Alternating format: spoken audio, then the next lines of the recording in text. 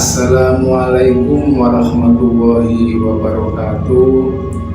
Alhamdulillahirabbil alamin.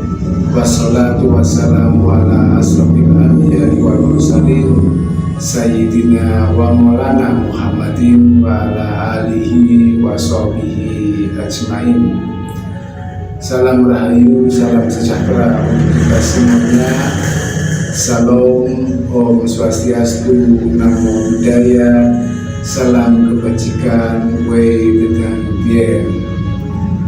Masih bersama saya, Mbah Haroto, dengan mengulas kembali uraian-uraian ilmiah tinggi tentang metodologi metafisika tasawuf eksakta ilmiah.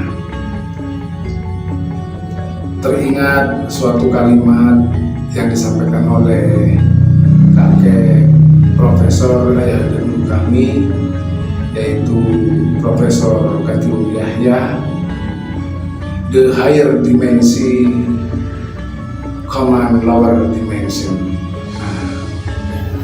Yang artinya kurang lebih dimensi di atasnya menguasai dimensi di bawahnya. Artinya dimensi yang lebih tinggi itu menguasai dimensi yang ada di bawahnya. Ini sangat sesuai sekali dengan kalimat ibaratnya, barang siapa yang mengejar akhirat maka dunianya pun ikut, tetapi barang siapa yang mengejar dunia maka akhirat pun tertinggal. Artinya dengan dimensi yang lebih tinggi maka kita menguasai dimensi yang di bawahnya. Begitu juga sebagaimana Nabi Muhammad beliau dalam perjalanan Mi'rajnya, beliau memasuki alam akhirat, alam-alam barzah, alam kubur, surga, neraka itu terhadap Allah Ta'ala dalam keadaan masih hidup. Artinya beliau telah melampaui dari dimensi dunia ke alam dimensi yang lebih tinggi, yaitu akhirat. Nah, ketika beliau sudah di alam akhirat, dimensi alam akhirat, beliau turun ke alam dunia kemudian menyampaikan kepada para umatnya, kemudian dengan cara menunjukkan jalannya, caranya, kendaraannya, adaptasinya, bagaimana cara beribadah kepada Allah Ta'ala atau mengenal akan Allah Ta'ala. Nah, pertanyaannya, bagaimanakah caranya agar kita berada di dimensi yang lebih tinggi? Nah, karena ini adalah dimensi akhirat, sedangkan Allah Ta'ala di ujung maha akhirat tertinggi. Artinya siapapun orangnya yang sudah merasa mengenal akan Allah Ta'ala, pastinya dia akan melewati jalan yang sama dilewati oleh Nabi Muhammad. Nabi Muhammad beliau berhampir akan Allah Ta'ala, melampaui alam dunia menuju alam akhirat, dari dimensi dunia ke dimensi akhirat dalam keadaan masih hidup. Artinya kita pun mesti sama. Nah, bagaimanakah caranya agar kita bisa melampaui dari dimensi alam dunia ke dimensi alam akhirat? Ini yang sangat penting, karena siapapun orangnya, umatnya, jika merasa telah kenal akan Tuhannya, maka orang tersebut mestinya bisa menyampaikan bagaimanakah caranya, jalannya, serta dengan apa kendaraannya dalam menuju kehadirat Allah. Jadi ini sangat penting. Ibarat kita pergi ke suatu tempat, ibaratnya ke Monas ya, ke Monas. Dari tempat kita untuk menuju ke Monas itu mesti yang pertama itu mesti tahu bagaimanakah cara berkendaraannya menuju Monas. Kemudian rukun syaratnya, kemudian tahu alamatnya, dan yang jelas dengan siapa kita ke sana atau tour guide itu siapa. Mestinya kita ada seorang yang memandu kita dalam menuju tempat tujuan tersebut. Nah, begitu juga dalam kita menuju atau beribadah kepada kehadiran Allah Ta'ala, mestinya kita mesti tahu bagaimana caranya, kemudian jalannya dalam kita beribadah atau mengenal akan Allah Ta'ala. Karena dia ada di ujung akhir tertinggi, maka untuk membuktikannya kita mesti membuktikan sendiri ke sana. Jadi jangan sampai kita hanya menerima mentah-mentah informasi dari literasi, pengetahuan atau apapun, kemudian kita tinggal iakan, kita imani, kita yakini. Nah, inilah kenapa Allah Ta'ala hanya parameternya adalah ilmu hakul yakin yang diterima oleh Allah Ta'ala, yaitu ilmu yang dibuktikan dengan secara empiris. Jadi bukan sekedar diyakini, diimani, dipercayai begitu saja, tapi mesti bisa dibuktikan. Kemudian setelah dibuktikan, kemudian diamaliyahkan kepada yang lainnya. Ini disebut dengan ilmu hakul yakin. Nah, sekarang bagaimanakah caranya kita melampaui dari dimensi alam dunia ke dimensi alam akhirat? Ini yang sangat penting. Nah, ada suatu hadis mengatakan bahwasanya dunia adalah penjara bagi orang-orang yang beriman dan surga bagi orang-orang kafir. Artinya orang yang beriman itu mesti bisa mampu melampaui alam dunia menuju alam dimensi akhirat. Karena dunia adalah penjaranya. Bagaimana kan cara melepaskan dari penjara dunia ini?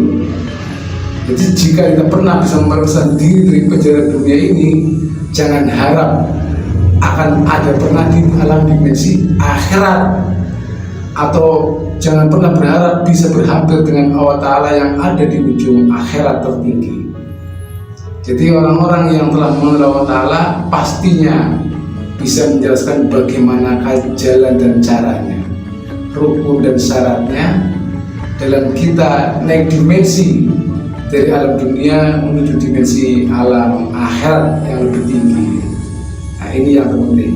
Nah, ini kurang lebihnya untuk menuju dimensi alam akhirat dari alam dunia. Antara alam dunia dan alam akhirat dibatasi oleh alam kematian. Jadi rukun mutlak dalam menuju alam akhirat mesti melalui proses kematian terlebih dahulu, yang beliau kata Nabi sampaikan kepada umatnya, yaitu mautu qabla anta mautu, atau mati sebelum mati, atau mati hakikat. Ini adalah proses awalnya, mesti diawali dengan mautu qabla anta mautu, atau proses dimatikan terlebih dahulu. Atau di ajaran yang lain mati sejroning urip. Nah, ini diantaranya seperti itu wajib melalui kematian terlebih dahulu. Kemudian yang kedua, dalam kita melampaui alam dunia ke alam akhirat, atau dimensi dunia ke dimensi akhirat, mesti kita punya kendaraan. Karena jika tidak memiliki kendaraan menuju alam akhirat, tidak mungkin sampai ke tempat tujuan kehadiran Allah Ta'ala.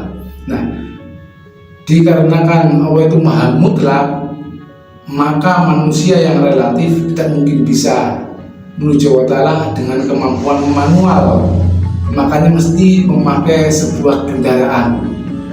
Ya, sebagaimana beliau Nabi Muhammad ketika diperjalankan dalam mi'rajnya, beliau mengendarai dengan kendaraan yang disebut dengan Al-Buraq, maka kendaraan kita pun mesti sama dengan kendaraannya Nabi Muhammad, yaitu Al-Buraq.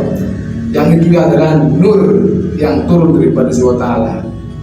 Jadi untuk menuju Allah yang maha mutlak, Allah yang maha nur, maka kita mesti menggandeng dengan unsur mutlak, yaitu nurnya, yang turunnya ada di Asy-Syura 52 dan di Ar-Rahman 33, yang kurang lebih, ya masrul jinni wal insi ini statotum andan butuh min atur samawati wal advantan butuh la tan butuhna illa bisultan. Tidak ada satupun golongan dari jin dan manusia yang mampu menembus batasan penjuru antara bumi dan langit. Ini kias antara dunia dan akhirat tanpa beserta dengan kekuatan Allah. Nah, jadi hanya dengan kekuatan Allah lah kita bisa melampaui batas alam dimensi dunia menuju dimensi alam akhirat, yaitu unsur mutlak, yaitu nurnya yang turun daripada Allah. Karena jika kita tidak mengandalkan unsur mutlak, kita mengandalkan unsur nur yang turun daripada Allah, tidak mungkin kita bisa berhampir dengan Allah yang maha mutlak, Allah yang maha nur. Jadi rumusnya mesti mengandalkan unsur mutlak, yaitu nurnya. Nah, kemudian selanjutnya setelah kita melewati proses yang pertama tadi motu qabla anta motu, kemudian wajib menggandeng unsur mutlak yaitu nurnya. Kemudian di dalam kita melewati alam-alam dimensi akhirat, kita mesti memperoleh bimbingan daripada guru atau tour guide.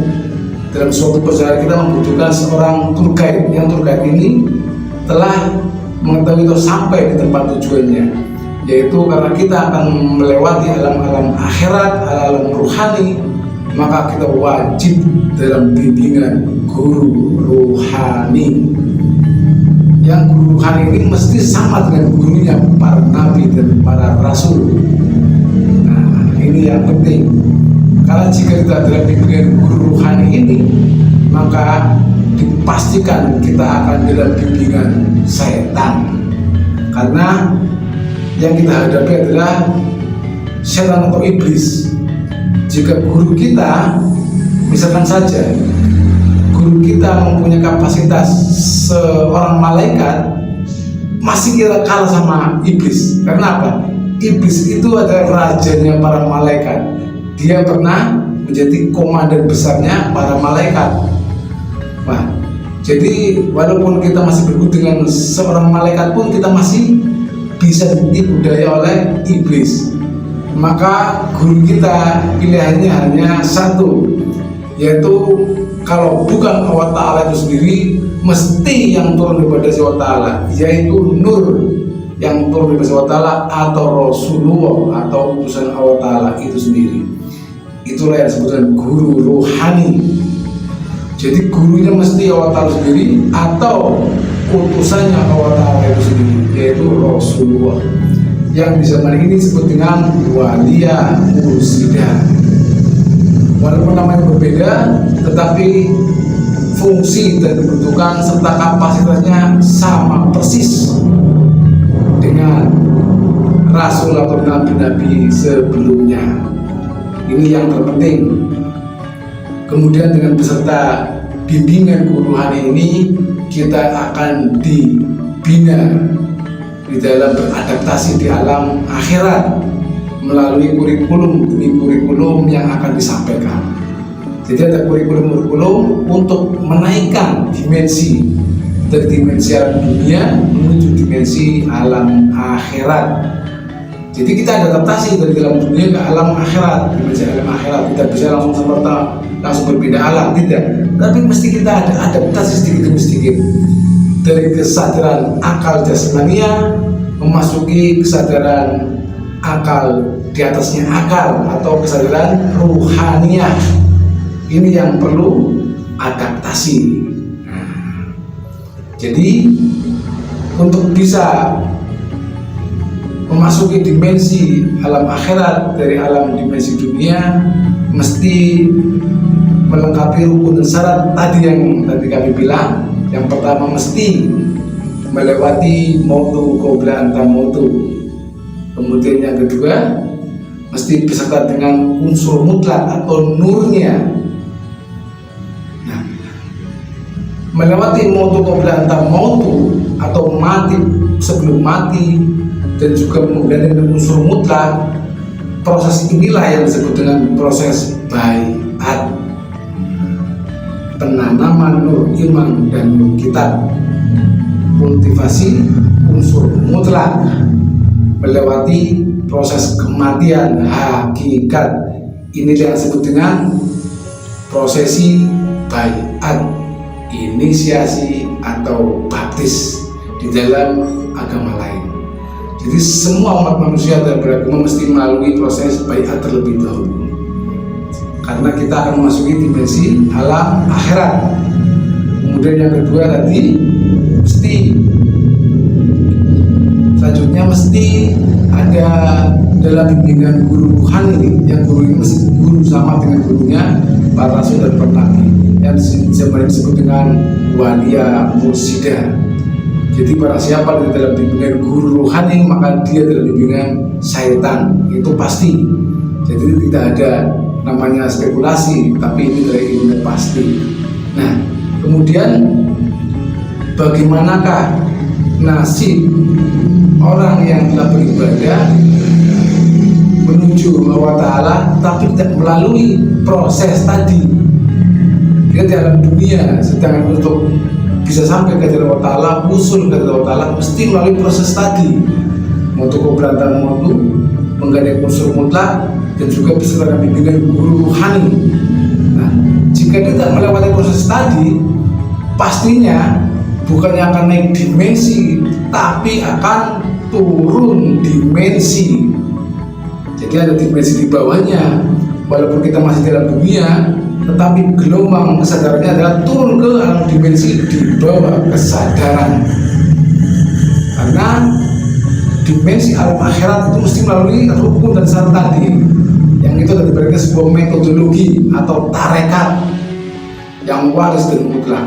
Nah, jika dalam kita beribadah, bermunajat, berzikir menuju Allah Ta'ala tidak melalui atau menggandeng dengan metodologi dan juga tidak melalui rukun dan syarat yang kami sebutkan tadi, itu sudah pasti, jangankan naik dimensi, itu dipastikan turun dimensi, karena dimensi lebih tinggi menguasai dimensi di bawahnya. Nah, jika rukun dan syarat untuk naik dimensi aja tidak ada, maka dipastikan semua yang kita kerjakan hanyalah akan turun dimensi. Jadi artinya selama kita beribadah bermunajat hanya akan disambar oleh alam lain selain Allah Ta'ala. Nah, inilah yang kita disadari oleh kebanyakan orang. Kebanyakan orang itu beribadah menuju Allah Ta'ala merasa mampu dengan kemampuan manualnya, padahal manusia relatif menuju Allah Ta'ala yang mutlak mesti menggunakan unsur mutlak. Nah, bagaimana pun mendapat unsur mutlak jika tidak menggunakan guru rohani? Ini masalahnya. Jadi siapapun yang tidak bisa menggunakan unsur mutlak tidak akan sampai ke maha mutlak. Allah yang maha mutlak itu ilmu pasti. Dan untuk mendapatkan unsur mutlak itu mesti bertemu dulu dengan membawa unsur nurnya, yaitu guru rohani di zamanmu sendiri. Yang guru ini mestinya sama dengan guru para nabi dan para rasul. Jadi itu ya. Jadi untuk memasuki dimensi yang lebih tinggi daripada dalam dunia, yaitu dimensi alam akhirat, mesti melalui prosesi tadi, yaitu yang biasa kami sebut dengan metodologi beserta rukun dan syarat, yang di dalamnya ada proses baiat dan ada bimbingan guru dengan kurikulum demi kurikulumnya.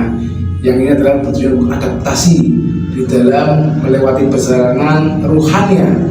Kita jasmani kita di dalam dunia, tetapi ruhania kita mesti ada adaptasi sedikit demi sedikit di dalam melampaui alam akhirat atau alam hakikat. Nah, demikian yang kami sampaikan pada kali ini. Mudah-mudahan bisa dipahami bahwasanya dimensi yang lebih tinggi akan menguasai dimensi di bawahnya. Mengejar alam akhirat maka dunia itu ngikut, tetapi jika mengejar dunia maka akhirnya pun ketinggalan. Jadi jika tidak kita bertemu dengan metodologi untuk bisa menaikkan dimensi dalam dunia menuju alam akhirat, dipastikan semua ibadah dan spiritual kita akan turun dimensi, yaitu dimensi di bawah alam kesadaran akal, yang ini bisa dikontrol melalui alam sadarnya. Jadi spiritual apapun yang bisa dikontrol dengan akal itu pastinya di spiritual alam bawah sadar. Sedangkan alam dunia mesti tunduk akan alam di atas, yaitu alam akhirat. Makanya ada spiritual yang lebih tinggi, yaitu spiritual bermetodologi yang sebetulnya agama. Nah, spiritual bermetodologi sebetulnya agama inilah yang mesti melalui rukun dan syarat yang diawali dengan bayat, penanaman menurut iman dan menurut kitab, kultivasi unsur mutlak, dan juga melewati kematian terlebih dahulu. Demikian yang akan sampaikan pada kali ini. Ini adalah tentang praktek Tarekat Naksabandi Kholidiyah Nusantara. Salam kerukunan berumat beragama, salam kerukunan agama tauhid, salam taklim marifat, billahi anta maksudi wa rahmatullahi. Wassalamualaikum warahmatullahi wabarakatuh.